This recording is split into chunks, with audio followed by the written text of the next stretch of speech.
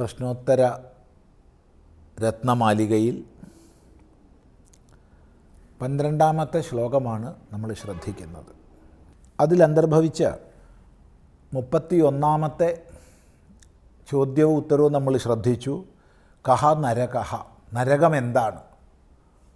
പരവശതയാണെന്ന് പറഞ്ഞു. തുടർന്ന് കിം സൗഖ്യം സർവസംഗവിരതിർയ, കിം സൗഖ്യം, എന്താണ് സുഖം? സൗഖ്യം എന്താണ്? ഇപ്പോൾ സൗഖ്യം എന്ന് പറഞ്ഞാൽ സുഖത്തിൻ്റെ ഭാവമാണ്, സുഖമുള്ള ഭാവമാണ്, സുഖമുള്ള അവസ്ഥയാണ്.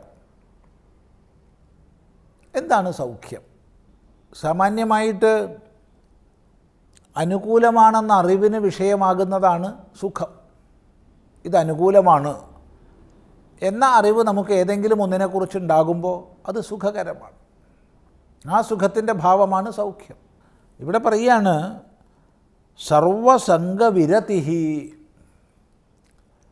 എല്ലാവിധ സംഘങ്ങളും ഒഴിഞ്ഞ അവസ്ഥ. സർവസംഘങ്ങളിലും സംഘം ഒട്ടിച്ചേരുന്നതാണ്, ബന്ധിക്കപ്പെടുന്നതാണ്. ധനത്തോടുള്ള സംഘം, സ്ത്രീയോട് പുരുഷനോടുള്ള സംഘം, ഇതര ലിംഗത്തോടെന്നർത്ഥം. അല്ലെങ്കിൽ പേരിനോട് പ്രശസ്തിയോട് ഉള്ള സംഘം, അല്ലെങ്കിൽ തൻ്റെ കർമ്മങ്ങളുടെ ഫലത്തോടുള്ള സംഘം. ഇങ്ങനെ പലതിനോട് നമുക്ക് സംഘം പറയാം. മറ്റ് ജനങ്ങളോടുള്ള സംഘം, എല്ലാ പ്രകാരത്തിലും പെട്ട സംഘങ്ങളിൽ വിരതി ഉണ്ടാവുക. രതി ഒഴിഞ്ഞ അവസ്ഥയാണ് വിരതി. ഇപ്പം സംഘങ്ങളോട് രതി ഉണ്ടാവുക, അത് നമ്മളെ ബന്ധിക്കുന്നു. സർവസംഘങ്ങളിലും വിരതി ഉണ്ടാവുക, താത്പര്യം ഒരുവിധ സംഘത്തിലും രതി ഇല്ലാതിരിക്കുക. അതാണ് സൗഖ്യം. സംഘങ്ങൾ വെടിഞ്ഞവൻ എപ്പോഴും നിരപേക്ഷമായിട്ടിരിക്കുന്നു. സംഘങ്ങളോടൊത്തവനോ അവൻ എപ്പോഴും സാപേക്ഷമാണ്. എന്തിനോടാണോ സംഘം, അതിൻ്റെ ലബ്ധിയിൽ സുഖം ഉണ്ടാവും, അതിൻ്റെ അലബ്ധിയിൽ ദുഃഖം ഉണ്ടാവും. ആ ലബ്ധിക്ക് ആരെങ്കിലും തടസ്സം നിന്നാലോ അത് ക്രോധമാകും. ഇങ്ങനെ സുഖക്രോധ ദുഃഖങ്ങളിൽ അവൻ മാറി മാറി കഴിയുകയാണ്. അവൻ എപ്പോഴും വിധേയനാണ്. എന്നാൽ ആര് സംഘങ്ങൾക്കെല്ലാം ഉപരിയാണോ അവൻ എപ്പോഴും ഒരുപോലെ സുഖത്തിൻ്റെ ഭാവത്തിലാണ്. ഇതാണ് താത്പര്യം.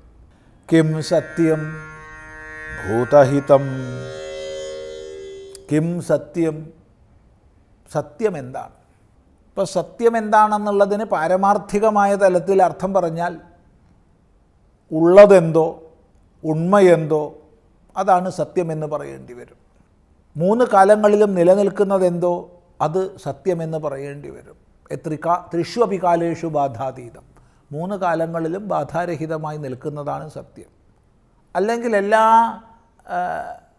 പ്രകടിത ഭാവങ്ങൾക്കും അടിസ്ഥാനമായ ഉണ്മയാണ് സത്യം എന്നൊക്കെ പറയണം. ഇനി വ്യാവഹാരികമായി സത്യം എന്താണെന്ന് ചോദിച്ചാൽ പ്രമാണത്തിനനുസരിച്ച് മനസ്സിലാക്കിയതാണ് സത്യം എന്ന് പറയേണ്ടി വരും. അപ്പോൾ പാരമാർത്ഥികമായി ആത്യന്തികമായ സത്താണ്, ഉണ്മയാണ്, ബ്രഹ്മമാണ് സത്യം. വ്യാവഹാരികമായിട്ട് ആകട്ടെ പ്രമാണസഹിതമായി മനസ്സിലാക്കിയതാണ് സത്യം. അങ്ങനെയുള്ള സത്യമേ പറയാവൂ. ഇതാണ് സത്യത്തെക്കുറിച്ച് നമുക്കുള്ള കാഴ്ചപ്പാട്. എന്നാൽ ഇവിടെ മറ്റൊരു വീക്ഷണകോണിൽ നിന്നുകൊണ്ടാണ് ആചാര്യൻ സത്യം എന്തെന്ന് സമീപിക്കുന്നത്, മറുപടി പറയുന്നത്. കിം സത്യം ഭൂതഹിതം, ഭൂതഹിതമാണ് സത്യം. ഇത് പുതിയൊരു കാഴ്ചപ്പാടാണ്. അതായത് പ്രമാണത്തിനനുസരിച്ച് ഉള്ളത് തന്നെ എങ്കിലും ഭൂതഹിതമാണെങ്കിലേ സത്യമായി പരിഗണിക്കേണ്ടതുള്ളൂ. സകല ഭൂതങ്ങൾക്കും എല്ലാ ജീവജാലങ്ങൾക്കും ഹിതമായത്, ഈ പ്രപഞ്ചത്തിന് ഹിതമായത്, സമൂഹത്തിന് മറ്റുള്ളവർക്ക് ഹിതമായത്, അങ്ങനെയുള്ളതായിരിക്കണം സത്യം. അങ്ങനെയുള്ളതേ സത്യമാക്കൂ എന്നർത്ഥം. ഒരു പ്രത്യേക വീക്ഷണകോണിൽ നിന്നുകൊണ്ടാണ് ഈ മറുപടി പറഞ്ഞിട്ടുള്ളത്. കാരണം സത്യവചസ്സായിരിക്കണം നമ്മളൊക്കെ എന്ന് പറയുമ്പോൾ ആ സത്യവചസ്സായി നമ്മൾ പറയേണ്ടുന്നത് ഭൂതഹിതം കൂടി ആയിരിക്കണം എന്ന് ഇവിടെ സൂചിപ്പിക്കപ്പെടുകയാണ്. കിം സത്യം ഭൂതഹിതം പ്രിയം ച കിം പ്രാണിനാമസവഃ. പ്രിയം ച കിം, പ്രിയപ്പെട്ടത് എന്താണ് പ്രിയപ്പെട്ടത്? ഇപ്പോൾ സാമാന്യമായിട്ട് പ്രിയപ്പെട്ടത് നമുക്ക് സുഖത്തെ തരുന്നതാണ് പ്രിയപ്പെട്ടത്, അങ്ങനെ പറയാം. നമുക്ക് സുഖത്തെ തരുന്നതൊക്കെ നമുക്ക് പ്രിയപ്പെട്ടതായിരിക്കും. നമുക്ക് ദുഃഖത്തെ തരുന്നതിനെ നമ്മൾ അകറ്റാൻ ശ്രമിക്കും.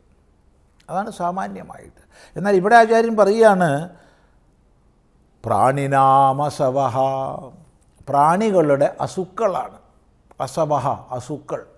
അസു എന്ന് പറഞ്ഞാൽ പ്രാണൻ എന്നാണ് അർത്ഥം. അപ്പോൾ ഏറ്റവും പ്രിയം എന്താണെന്ന് ചോദിച്ചാൽ പ്രാണികൾക്ക് പ്രാണങ്ങൾ തന്നെയാണ് പ്രിയപ്പെട്ടത്.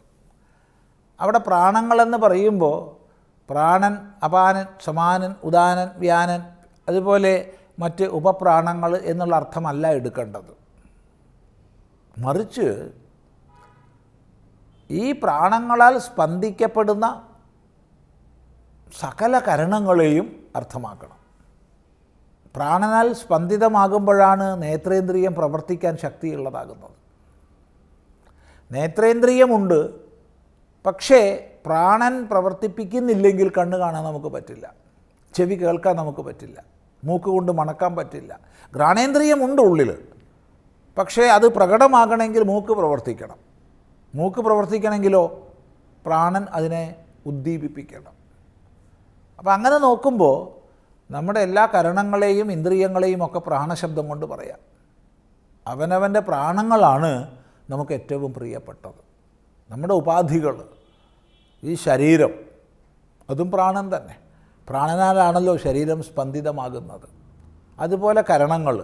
അപ്പം അതുകൊണ്ട് ചുരുക്കി പറഞ്ഞാൽ എന്താണ് പ്രിയപ്പെട്ടതെന്ന് ചോദിച്ചാൽ സന്ദേഹമൊന്നുമില്ല, പ്രാണൻ തന്നെയാണ് പ്രിയപ്പെട്ടത്. ഓരോരുത്തർക്കും അവനവൻ്റെ പ്രാണനാണ് ഏറ്റവും പ്രിയപ്പെട്ടത്. അതിനെ ബഹുത്വത്തെ ഉദ്ദേശിച്ചിട്ട് ബഹുവചനം പറഞ്ഞു, അസവഹ എന്ന് പറഞ്ഞു എന്ന് മാത്രം.